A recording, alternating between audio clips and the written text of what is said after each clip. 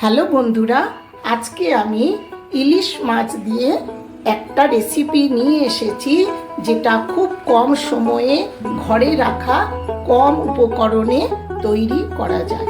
রেসিপিটা শুরু করি। এখানে আমি মাছটা 1 চামচ সর্ষের তেল, 1 চামচ হলুদ, 1 চামচ নুন ও কিছুটা টক দই দিয়ে ভালো করে মেরিনেট করে আধা ঘন্টা রেস্টে রেখে দেব।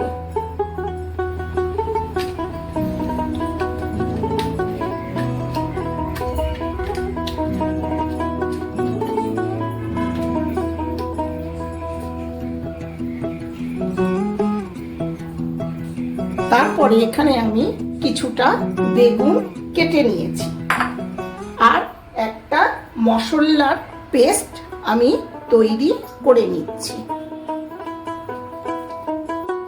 এখানে আমি 2 চামচ সাদা সর্ষে, 2 চামচ কালো সর্ষে, 2 চামচ পোস্ত, অল্প একটু নুন আর গোটা 4টা কাঁচা লঙ্কা দিলাম।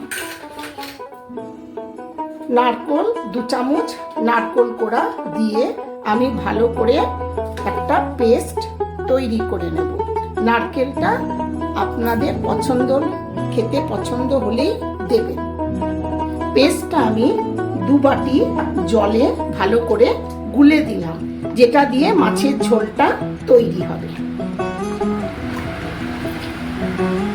এখানে আমি কড়াইতে সর্ষের তেল দিয়ে কিছুটা বেগুন, অল্প একটু নুন দিয়ে ভেজে নিচ্ছি। ফ্লেমটা যেন হাইয়ে থাকে। বেগুনগুলি আমি এই রকম কড়া করে ভেজে নিলাম। ফোড়নে দিলাম অল্প একটু কালো জিরে আর 2টো তেজপাতা। যখন ফোড়নটা গরম হয়ে যাবে তখন আমি গুলে রাখা ওই পেস্টের জলটা দিয়ে দেব।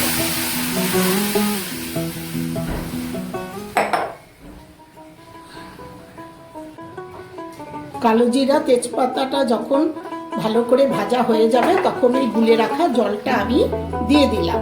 আর তার মধ্যে অল্প একটু হলুদ,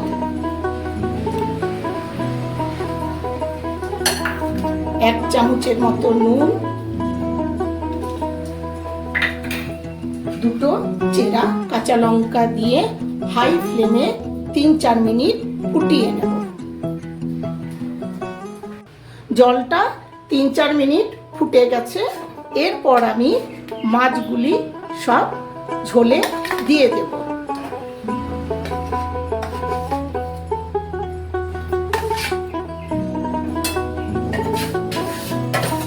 ঝোলে দিয়ে 7 থেকে 8 মিনিট আমি হাই ফ্লেমে মাছগুলি সেদ্ধ করে নেব।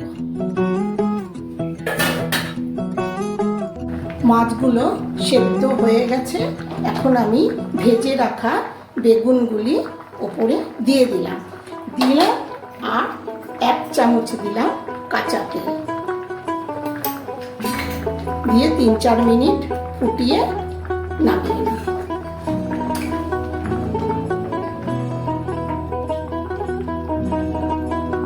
বন্ধুরা, রেসিপিটা আমার হয়ে গেছে। কেমন লাগলো কমেন্টে অবশ্যই জানাবেন। ভালো লাগলে মা মেয়ে হেসেলে লাইক ও সাবস্ক্রাইব করে আমাদের পাশে থাকবেন। ধন্যবাদ।